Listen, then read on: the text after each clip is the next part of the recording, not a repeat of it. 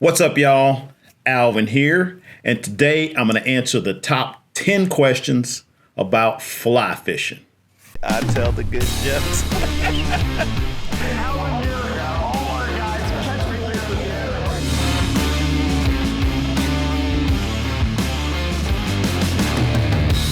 All right, so number one, what's the difference between fly fishing and any other type of fishing?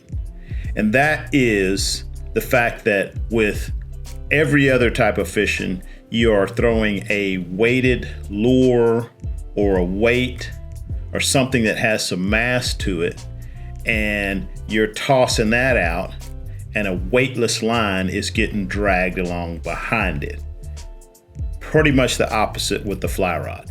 You're casting a weightless lure with a weighted line, and the fly or lure is getting dragged along for the ride. So that's the basic difference between fly fishing or fly casting and every other type of fishing. Number two, hear this one all the time. Is fly fishing just for trout? No.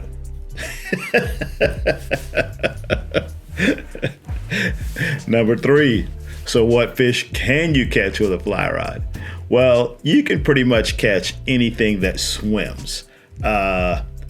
People think of fly fishing, they think of trout, they think of small mountain streams, they think of tiny little flies floating on top of the water, but that's just not the case. You can pretty much imitate anything that swims or crawls on the bottom with a fly of some sort, and you can catch fish with it.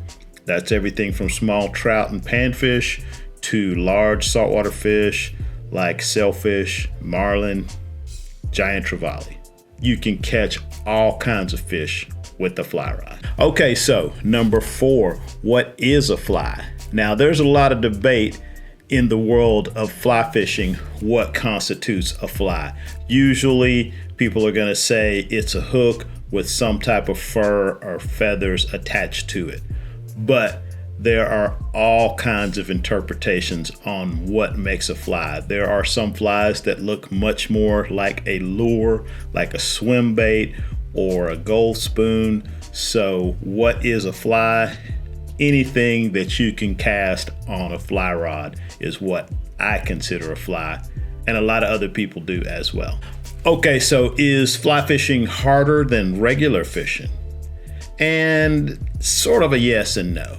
Learning to cast a fly rod is a little bit more difficult initially, but I think if you could cast a bait casting rod, like an open face reel that you have to use your thumb, that's at least as hard as casting a fly rod.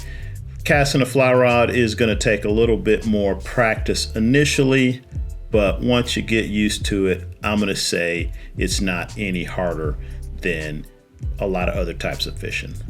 I am not great at most sports, but I am really good at fly fishing. So if I can do it, you can do it. Okay, so are there any advantages to fly fishing? And yes, there are. Number one being that thing where you're trying to throw a small trout fly. So a small weightless fly is almost impossible to deliver with any other type of fishing tackle. Since we're not concerned about the weight of our fly, then we really can throw any size fly. So the smallest up to some pretty large flies. There's other advantages. When you're casting along a shoreline and you're fishing, say, the first 10 feet of the shoreline, you can cast out, fish 10 feet, pick it up, boom, hit the next spot. Whereas with conventional rod, you have to reel it all the way back in, judge your distance, throw it back out. The fly rod, say you're casting to a tailing redfish or bonefish, sight casting to a fish, you make your cast, you're 3 feet to the left or 3 feet to the right.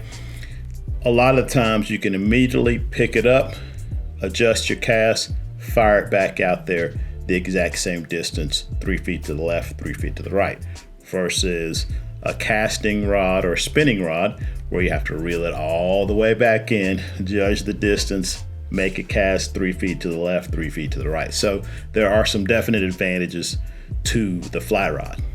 Now, the next question is, are there any disadvantages? And yes, there are disadvantages. The flip side of being able to throw a small weightless fly is that it is actually harder the larger and more wind resistant your fly is. So you have to go up in line size, a heavier rod to deliver a larger fly. And at some point, it's sort of, it's just kind of hard to deliver a big giant fly sometimes. The other thing is, if you're trying to get down really deep, or if you're trying to cover a lot of water, it's going to be tougher with a fly rod.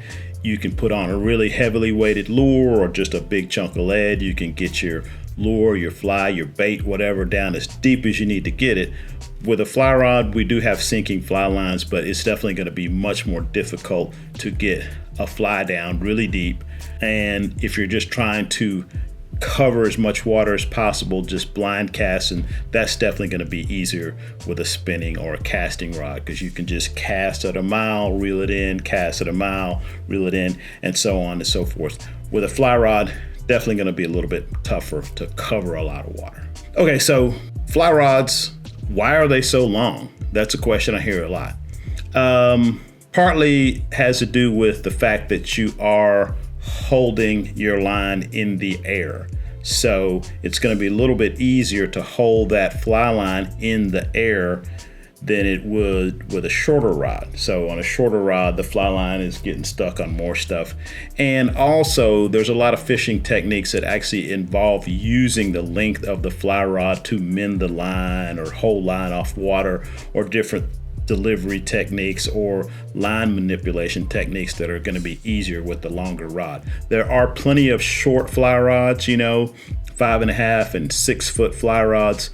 Those are sort of specialty rods made for, fishing in really tight situations, small creeks with lots of brush, stuff like that. There are even much longer fly rods, 12, 14 foot fly rods. But your typical fly rod is going to be 8.5 to 9 feet versus, your typical casting rod, which is going to be probably 6 to 7 feet long. So that's the reason fly rods are longer, for the cast and some of the fishing techniques that we do with the fly rod.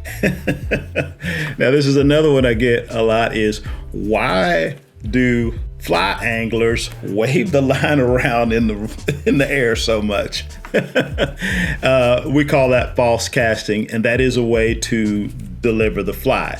One of the things that's different about the fly cast is that you actually have to make 2 complete casts, so a back cast and a forward cast, before you can deliver your fly. So with a conventional rod, you just make 1 forward cast and boom, there's your cast. With the fly cast, you actually have to throw all your line behind you before you can throw it in front of you. So that's why you see people waving it around in the air. Now, you do want to keep that to a minimum, and that's a whole nother topic when it comes to casting and the minimum amount of false cast to get the job done. But basically, that's why you see fly anglers waving the line around in the air. All right, so another big question, number 10, if you haven't been keeping track. Number 10 is fly fishing expensive? I know fly fishing has a reputation for being expensive, and to a certain extent, that is sort of true. Fly fishing is still a much smaller sport than fishing with conventional tackle, so just the nature of less rods being made is going to drive the price up. So there are just millions and millions of conventional tackle made every year, and that drives the price down. The other thing is, most of your high-end fly rods are going to be USA made.